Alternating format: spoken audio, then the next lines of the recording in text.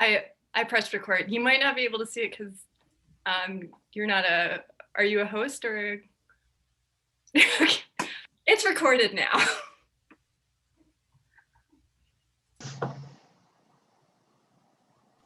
Okay, yeah. Do we want to get started, Dr. Khan? Sure. I'm happy to get started. Well, welcome everybody. My name is Faria Khan. I'm the Associate Director of Asian American Studies here at Penn. And it's really wonderful to welcome all of you to our first talk and a colloquium devoted to the research of the inaugural ASAM Fellows cohort. For the next 6 weeks, we will feature a fellow and their work every Friday at 1 p.m. This year, the Asian American Studies program offered a research fellowship to 6 undergraduate Penn students from a variety of disciplines. In the program, the fellows have had an opportunity to work on an independent research project, meet with ASAM faculty, and have begun curating a series of events, talks, and workshops for the spring 21 semester. The ASAM Fellowship offers all undergraduates at Penn the chance to enhance critical thinking skills, learn about new areas of research, and strengthen their knowledge of Asian American studies. I encourage all of you to consider applying for next year's fellowship, and the call will be posted soon.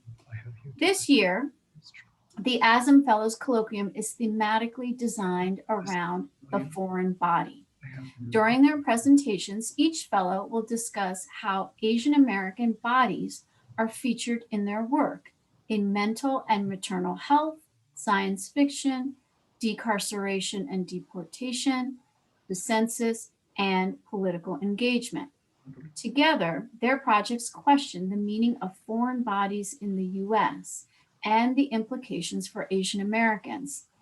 The Foreign Body Colloquium will examine instances in which the Asian American body has been misrepresented and underrepresented, constantly surveilled, and defined in contrast to whiteness.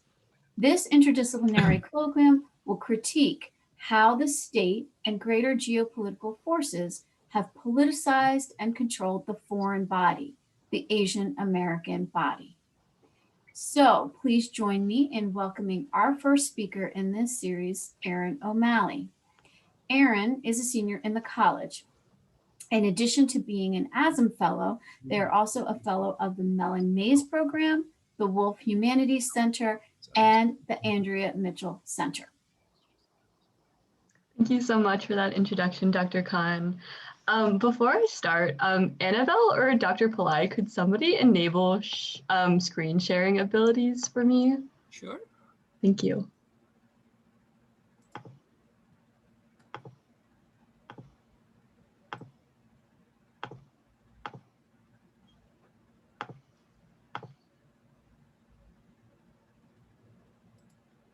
Okay.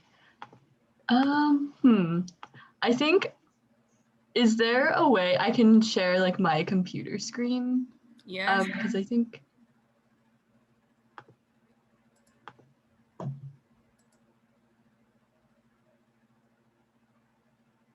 It's not allowing me to do it.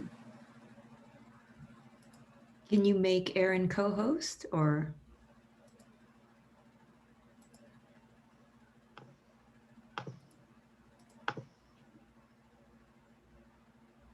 Yeah, maybe it would be easier if I was made a co-host.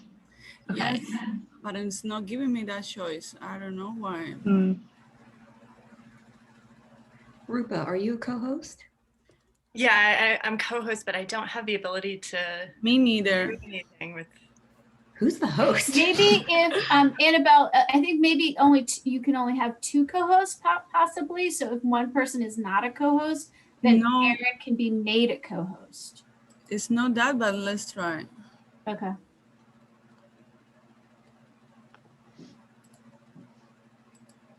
I mean, I'm saying this as if I know something about technology, which. Chelsea says if you click the little button next to share screen, you should be able to change it to Yes, normally, yes, but right now I don't see any. Rupa, it says the host has disabled participant screen sharing. Yeah, doesn't share a screen. Okay. Erin, what if Try you now, please. Okay, I can now. Thank you. Okay, I'm sorry. No worries. We would like to start before, just to make these technical things. Okay.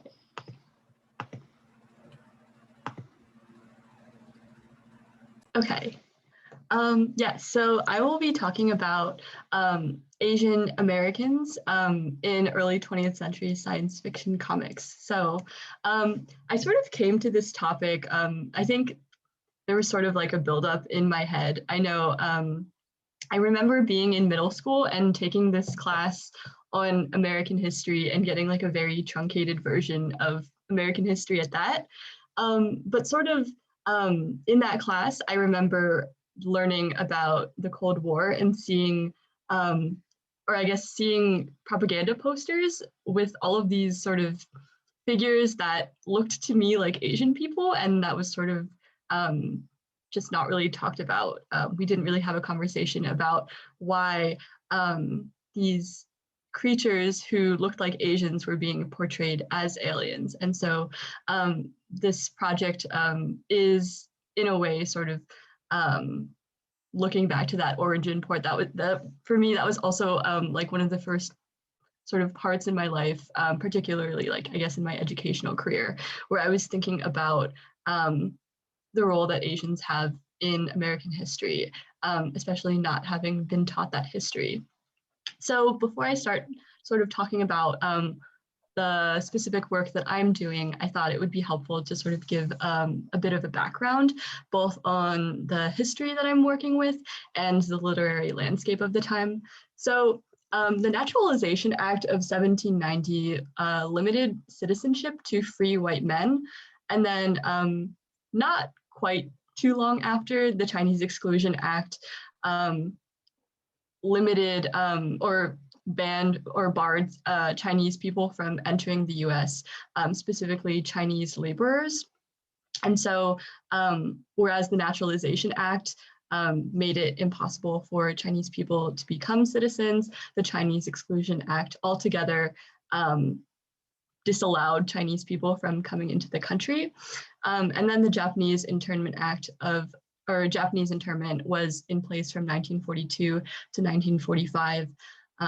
And this was sort of a time when Japanese people in the US, even those who were citizens at the time, were interned because of the events of World War II that positioned the Japanese as the alien enemy. So we see throughout like this sort of vast history that Asians are aligned as invaders, as enemies, and that's sort of the historical context that I'm working with, that historical tradition.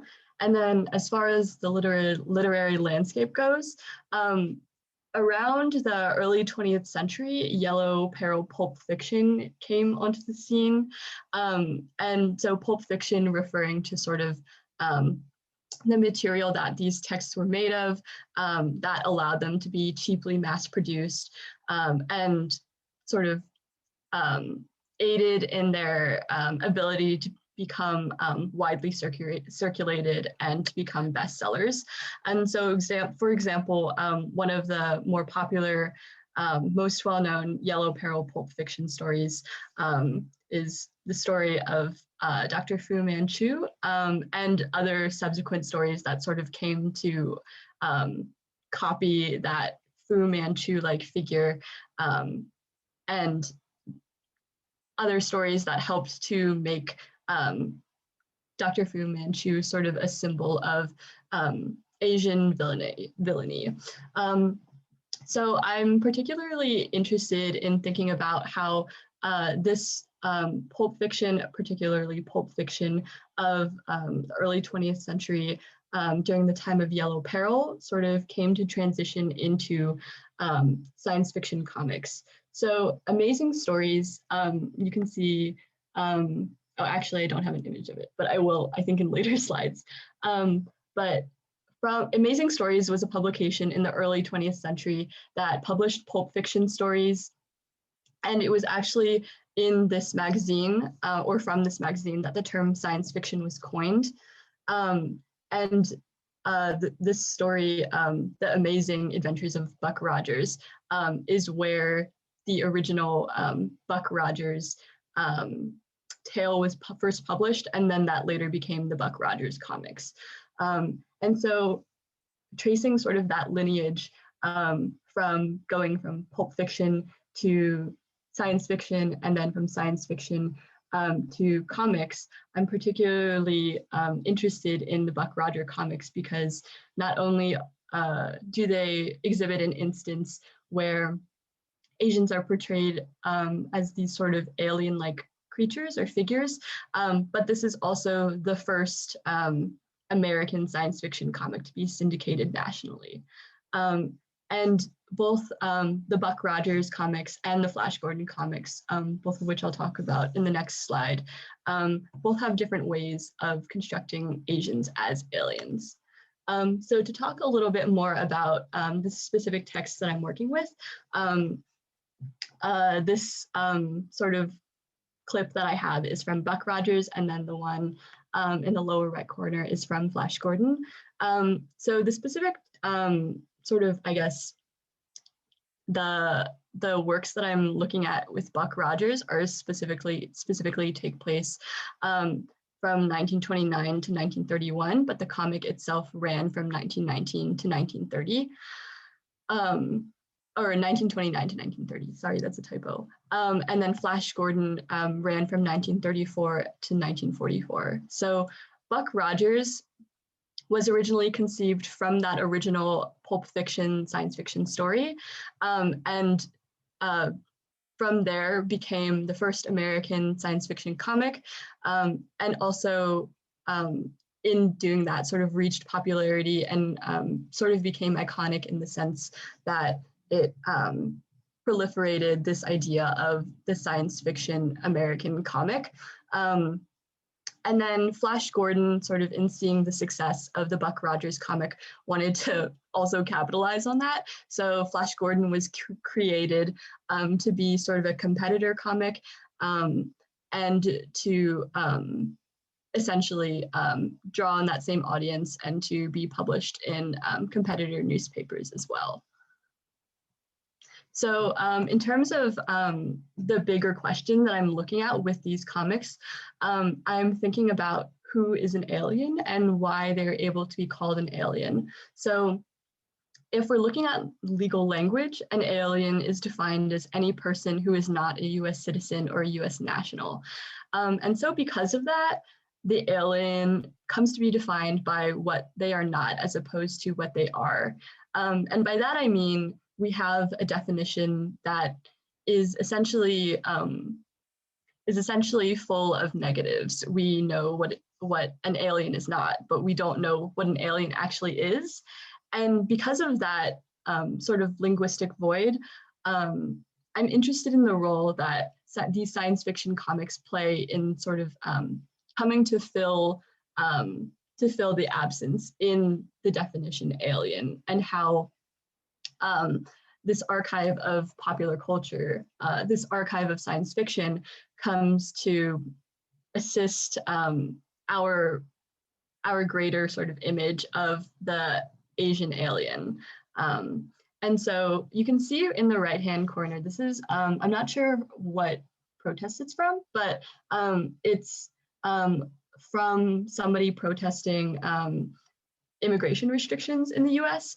And you can see them holding a poster that says, "I am not an alien." So there's a very obvious sort of double-sided coin kind of structure around the word alien, as it refers to both science fictional kinds of aliens and people who are not citizens of a nation.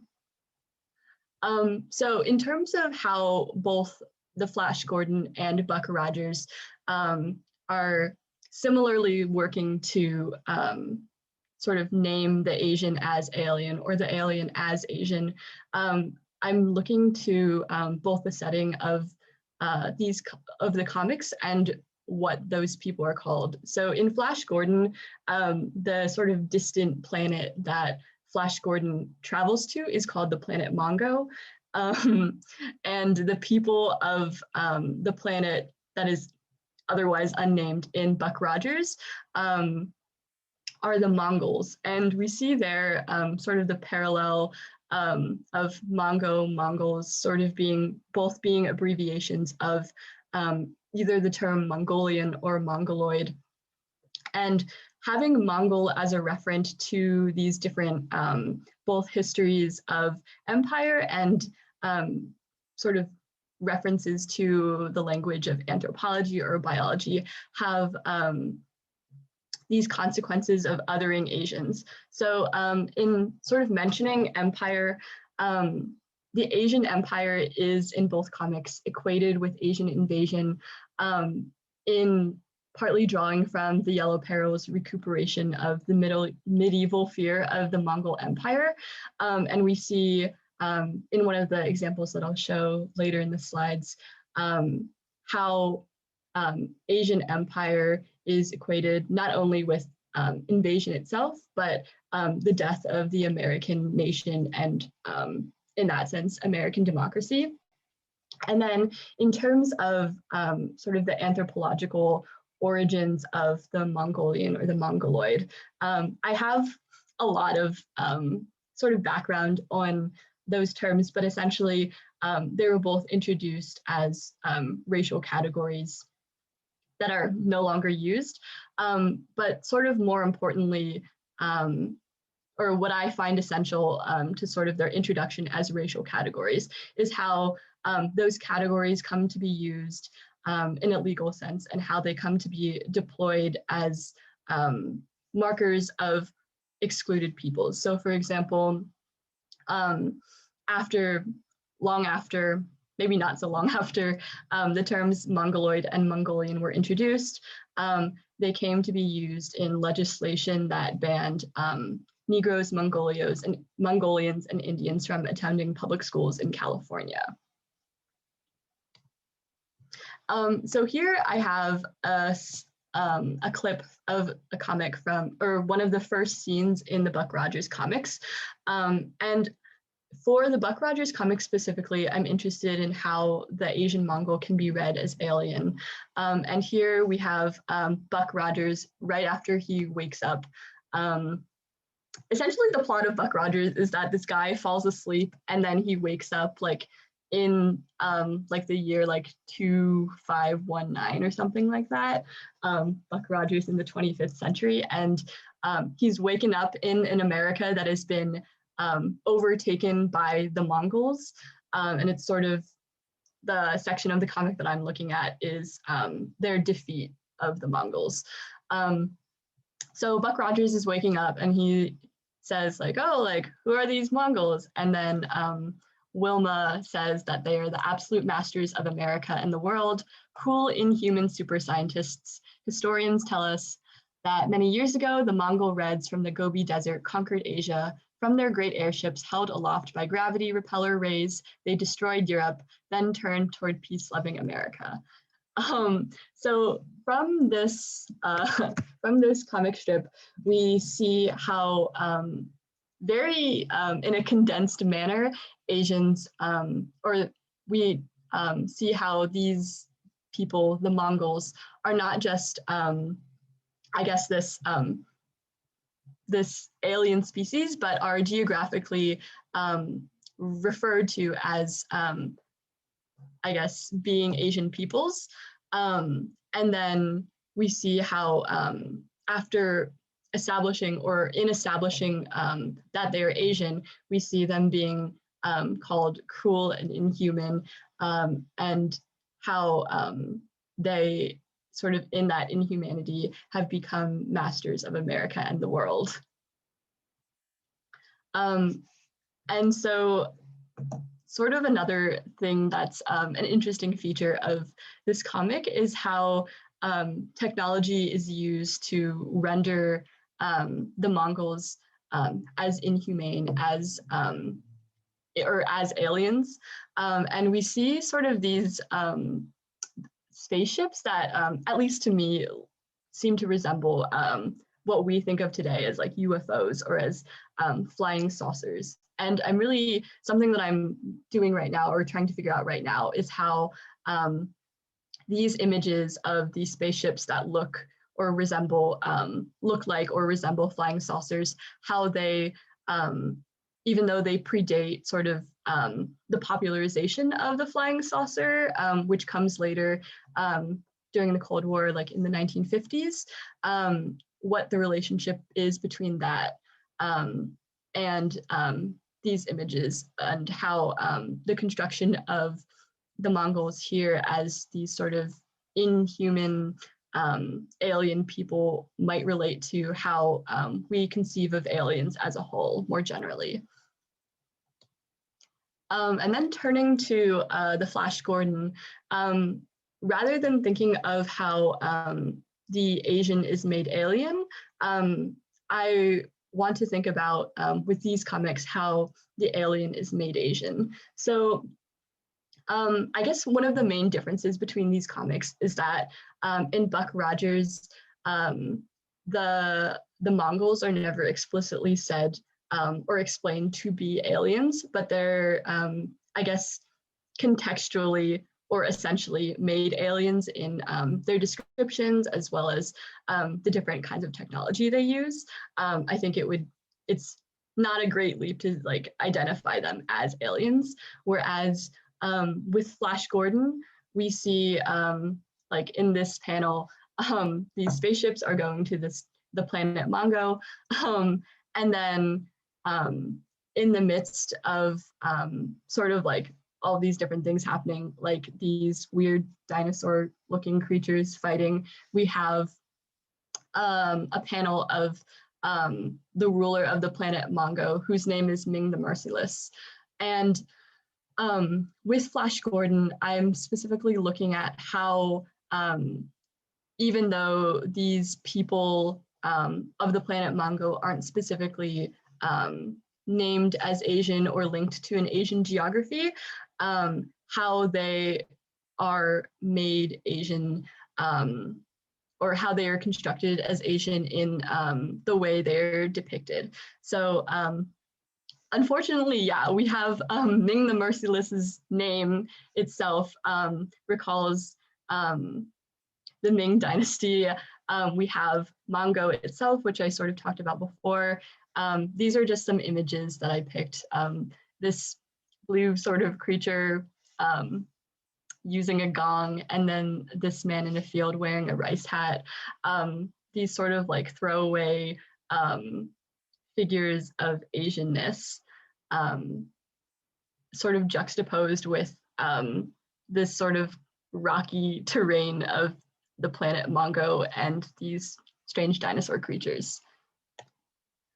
And another really interesting thing about the Flash Gordon, or at least with the way that I'm working with these texts, is that the struggle against Ming is much longer than the struggle against that Buck Rogers has against the Mongol people.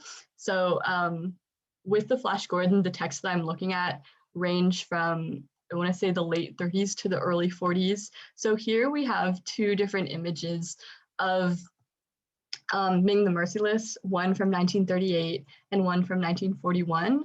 And as time has sort of gone on, and as we shift towards World War II, where the Japanese are becoming the enemy, we see how Ming has become slightly less yellow and has like a more flesh-colored skin tone, and also how some of his features have become a little more subtle. And in the comic itself, there's less of, I guess, an emphasis on the tyranny of Asian empire, and there's more of an alignment with Ming the Merciless being sort of a Nazi-esque dictator. And there's sort of a shift in positioning the leaders of the Mongol planet, or aligning them with the Nazis rather than with Chinese people. But yeah, that's those are sort of the things that I've been thinking through right now, and this is definitely a work in progress. But yeah, thank you for listening, and I would love to hear any people's thoughts or any questions that you might have. Great, Erin, thank you so much. So if you do have questions, you can certainly use the hand raising feature, and Erin will be able to see that and call on you.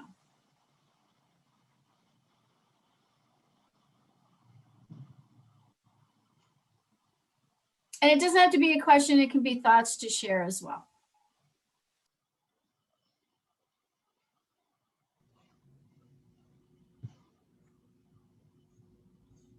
I don't know how to, oh, here's the raise hand.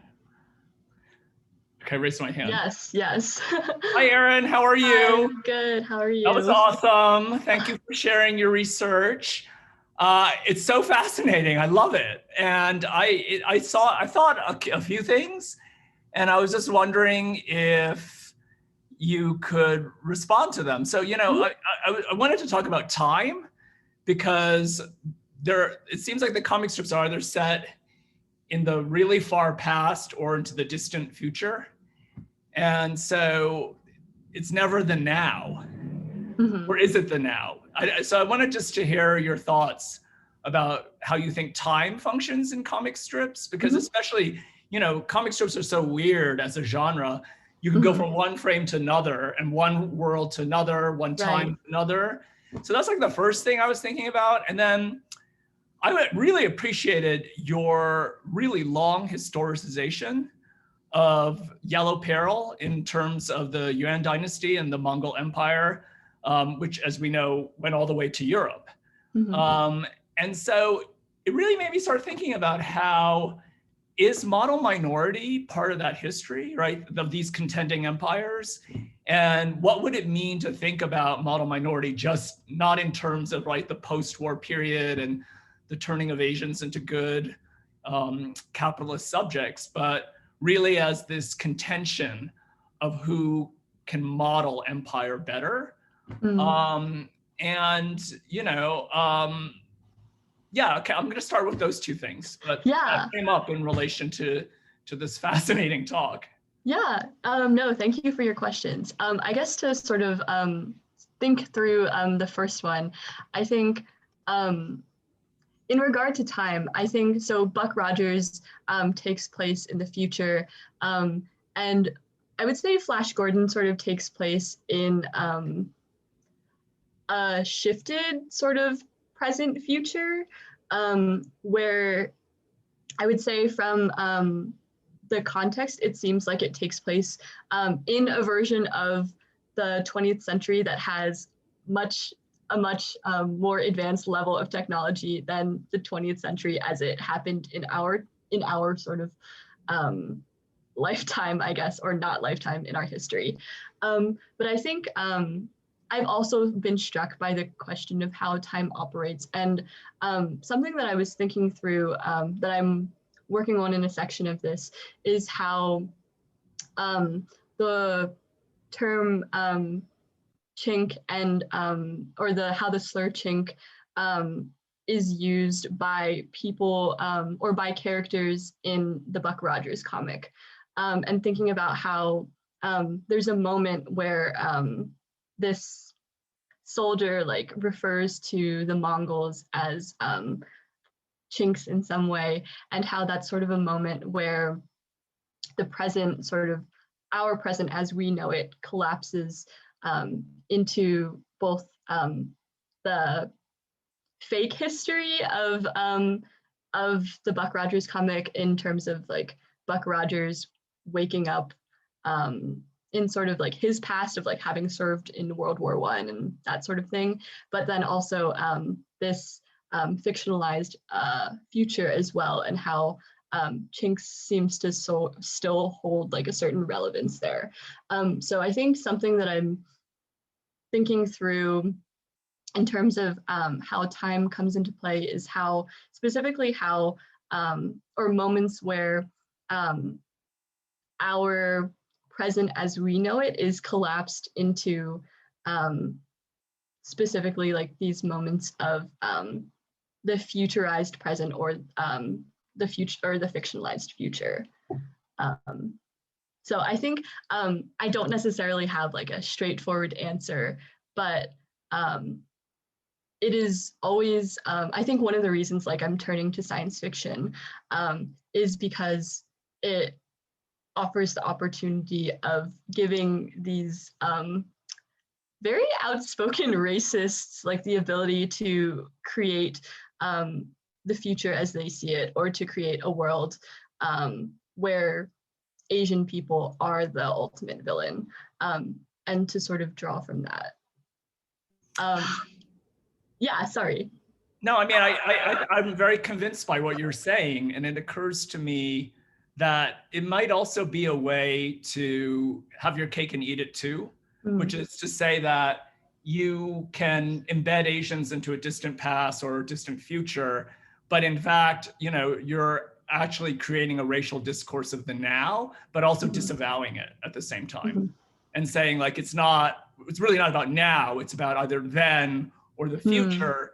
And I'm kind of thinking with you on this, that maybe then this is a way to disenfranchise groups because it doesn't give you a kind of access or a tread into the now.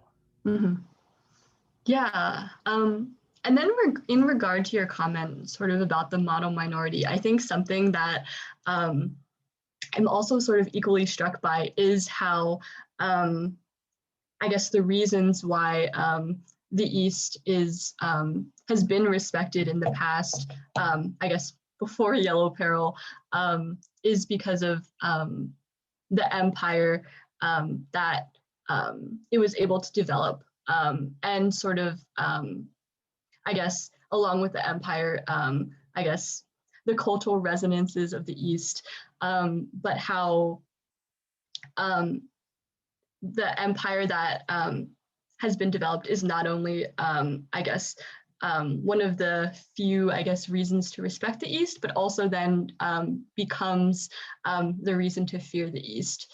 And I think I had read something, somebody had written something about one of the comics that was essentially saying like, I think it was in Flash Gordon, the people of Mongo are not just invaders, but they have already invaded. The invasion has already happened, and that it is portraying a moment or I guess a time of Asian empire.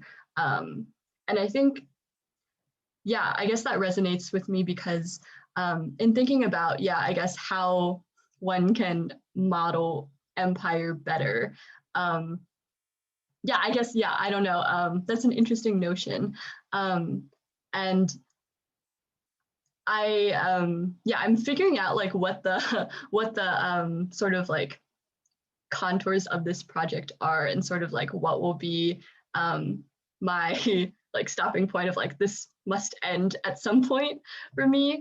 But in thinking about like other areas to read and like maybe future expansions of this project, I'm definitely really interested in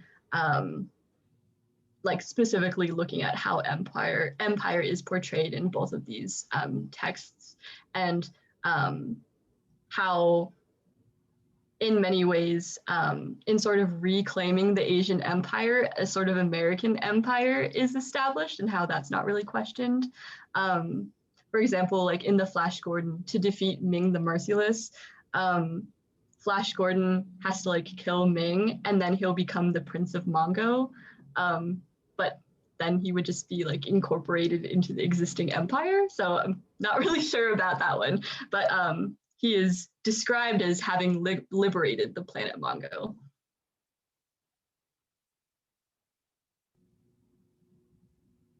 Are you looking, Erin, at graphic novels or comics written by Asians? I am not, but I would definitely love to read more of them and to, I guess, have that as sort of another point to draw from. Erin, I had a question. Mhm. So I think we've just talked before about how in Asian American studies, like the West is frequently portrayed as like this dominant, like male kind of, and then the East is like this mysterious, exotic female. And I was wondering if in science fiction or in any of the comics you read, you came across like gendered depictions of Mhm. Asians. And I don't know if you did, because do aliens have gender? But Yeah. yeah, just curious. No, that's a really good question. I think in both comics, like the leader of either like the Mongols or the planet Mongo are both these Asian appearing aliens who are both sort of figured after the Fu Manchu sort of image.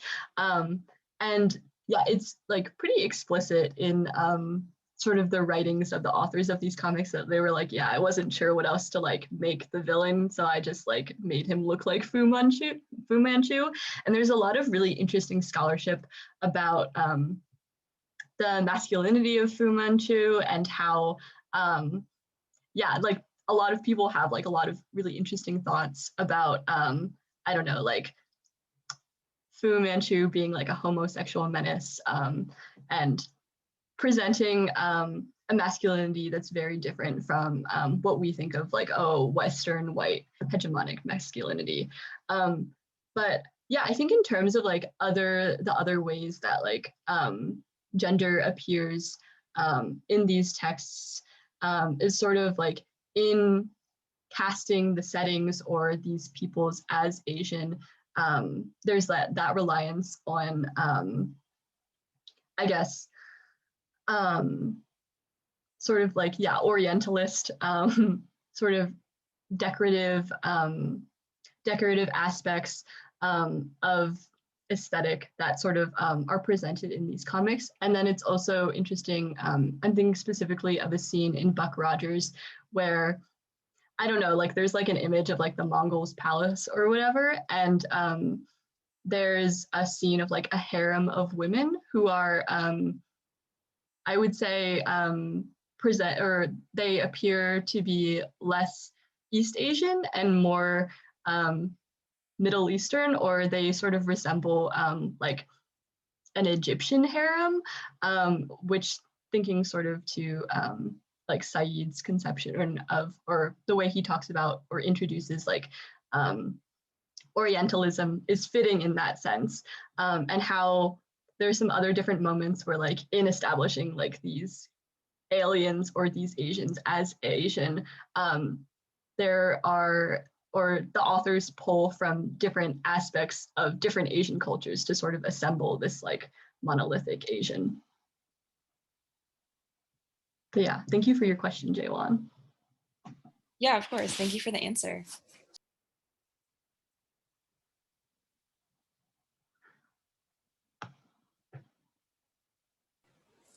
Hi, Erin. Thank you for the presentation. We've talked about this, of course, but looking at those images, this is building on Jaewon's point too, and also David's, like how much our present critical vantage points are not quite right for looking at these images. These aren't emasculated men in the way that we might characterize, conceptions or stereotypes of Asian men today. Things are actually quite different. And it's impossible for me not to see through my present lens. So it's like some of it's very baffling. Like, why are they called red Mongols? Like, I don't understand, because it's hard for me not to have the Cold War overlay, but I can't, So I'm just interested in how you're able to kind of shift your frames. And you're doing a great job with that, like even in this presentation. But I also like these characterizations, like, could you say more about how they speak? And because there's this very formal speech that I saw in some, and it's also quite interesting with the person, the Rip Van Winkle who wakes up, Yeah. it's like, how are they able to do this exposition so quickly? You know, like you can learn so much about the cultural assumptions of the day that we may no longer have, or we may see differently. So yeah, any of that stuff, I'd be interested. Yeah, I guess, speaking specifically to sort of like to the very quick exposition, so Buck Rogers in the story falls asleep in like, I guess essentially like kind of a radioactive coal mine in Pittsburgh in like, I don't know, shortly after World War One. And then the magical radioactive coal mine like preserves his sleeping body, and then he wakes up in the 25th century.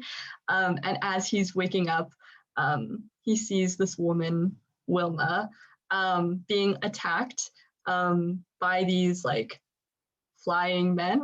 And I forget how, but he somehow saves her. And then in saving her, she like takes him aside and like, I don't know, I think they're like recovering briefly. And he asks like, who are these people? And then she tells him, and then he sort of like gets swept up into the battle against the Mongols. After that one instance, he's like, oh, I'm gonna join. These people sound terrible.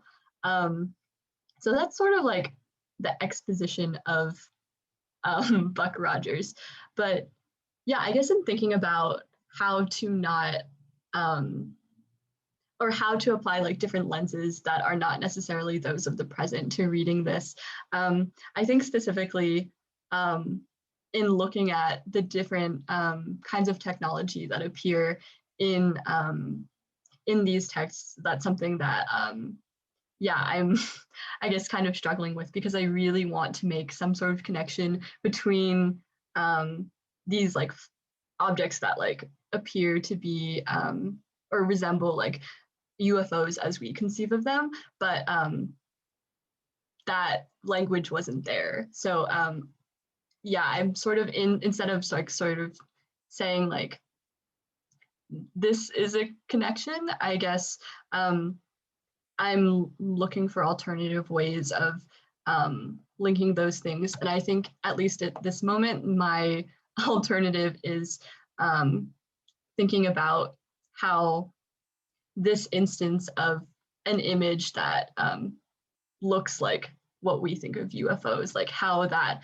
has come to shape, I guess, our understanding of aliens more broadly. And there's actually, this is somewhat related, still contemporary, but there's a scholar who wrote this article, I forget his name, but he wrote this article about how in like the literature of alien abductions, people who are abducted by aliens are never Asian Americans, which is really interesting thing to note. But yeah, I also don't have. Why would we abduct ourselves? Exactly. But I think in terms of like historical perspectives, that's something that I'm also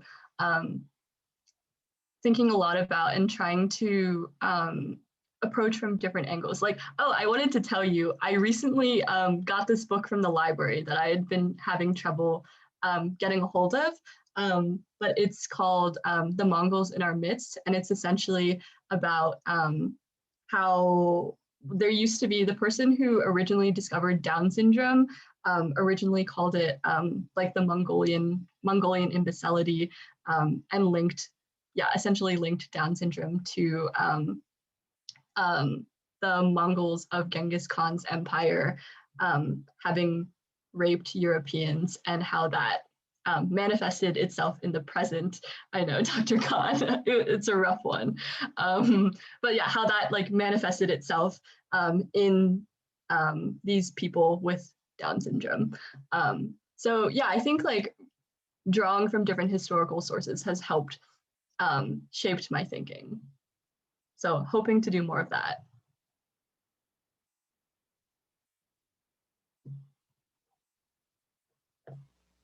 Can I ask you a question? Oh, this is Ichiro.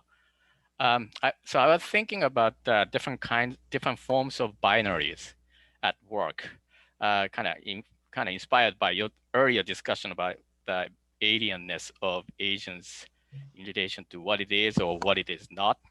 right? But then anyway, so the different kind of binaries. Now, science to me, as a historian, I guess, kind of represent being civilized, being modern, being progressive.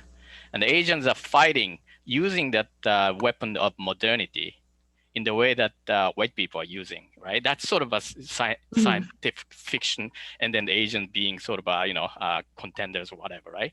So then I thought about the, usually when we think about race relations in the U.S., starting out with that, European settlers encounter with the native people who are savages, uncivilized, symbol, like complete opposite, right? Now Asians are like white people in a way in this context. So if you throw that science into the picture, you kind of have a different kind of sort of binaries. And then this, I guess, has to do with the Asian being kind of modern minority instead of sort of a savage and civilized minority in a way, which is sort of a kind of common way of thinking, right? But then also that Asians are seen as outside of science context, I guess, oftentimes depicted as uncivilized and so forth, oftentimes compared to, or from the standpoint of Judeo-Christian tradition, they are heathens and they're therefore, uncivilized and so forth. So I don't know if there's any question here, but then sort of observation, but then I guess the sort of using science, of course, I think that's very important part of modern minority myth too, right? Asian Americans, they're good at math, and then, engineers and all that kind of thing. So my question is, I guess, the meaning of science, science fiction, which you are interested in as a sort of a kind of, this is a kind of paradigm shift in terms of how that you think about the binaries, right? And also the hierarchy and so forth. So, so again, I don't know what question I'm asking, but I guess the meaning of science to you, is it how important is it? And is it the specific thing about the being Asian? Or that the science fiction actually in relation to other racial minorities, how would that work? Yeah, I guess in this instance, I think first of all, it's like important to, at least for me, to sort of note that there are so many, I guess, paradoxes within racializations of any race, but particularly like in regard to Asians. There is the heathen Asian who I guess like is so unclean and is so uncivilized that that they're not able to like assimilate to modernity. But then there's also sort of this depiction of the hyper intelligent Asian who is so intelligent to the point of being inhuman.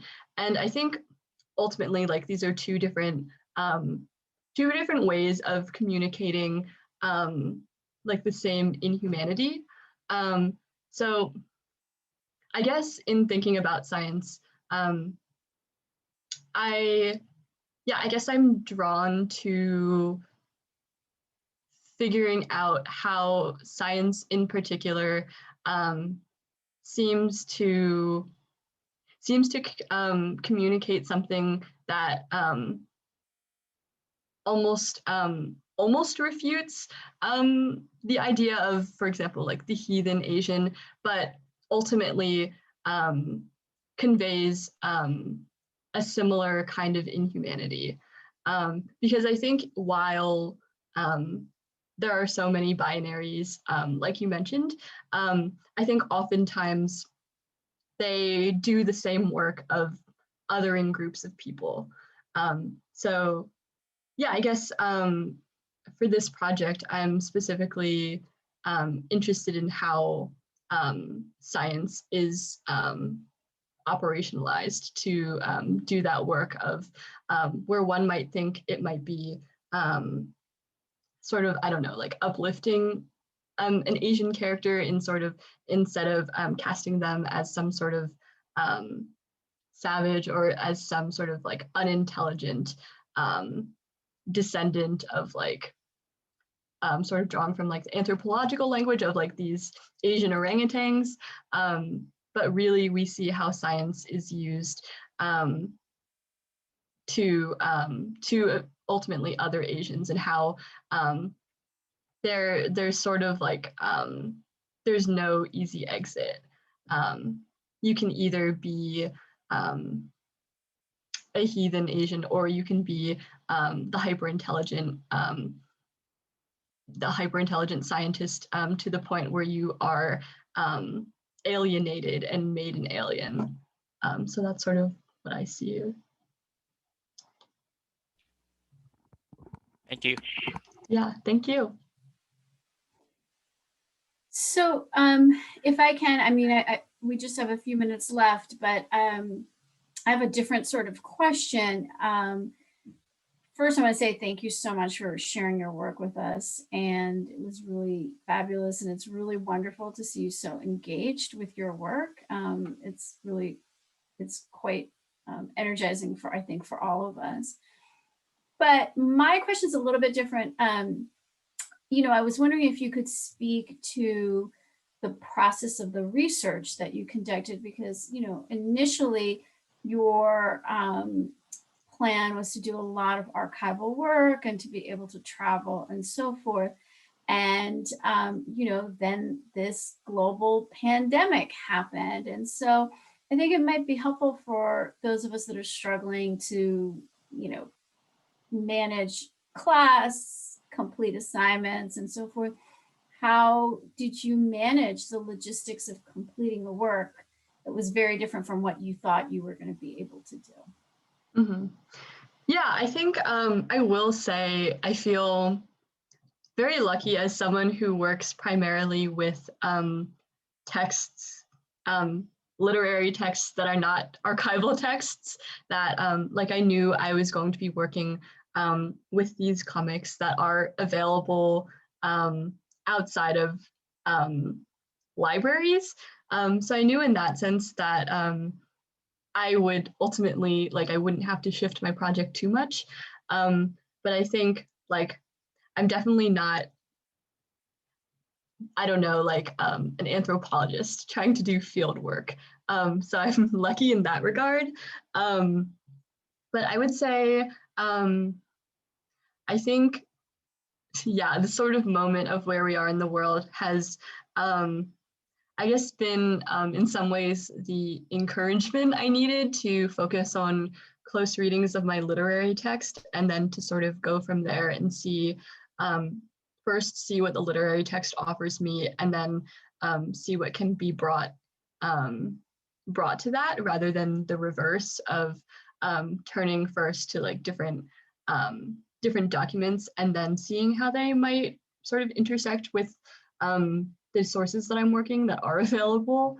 Yeah, I think also I'm pretty lucky that of historical materials, specifically legal materials that I'm interested in, different court cases, that information is also pretty readily available online. So I've shifted my project a little bit, but it definitely hasn't been that drastic. And I think not only has it not been that drastic of a shift, but I've also been able to work in different ways that are productive for my project, but also productive for me as a scholar, as somebody who is looking to experience different kinds of research.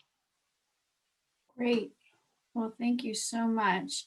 And so I want to encourage all of you to join us, in thanking Erin, but also I hope that you'll be able to join us next week when Claire Nguyen presents her work on incarceration. And do join our listserv. I'm just going to, sorry. Our website information, at the bottom of the website, there is a subscribe button. We have, I think, 5 fabulous events next week. So please do sign up for our listserv and stay in touch. We'll be posting more information on the ASAM Fellows as well. But thank you so much. And thank you so much, Erin, for sharing your work with us today. Thank you. You're really great. I wish I could have given you all lunch for being here. Me too. Me too. I would have taken that lunch. Bye. All right. Thanks, everyone. Thank you.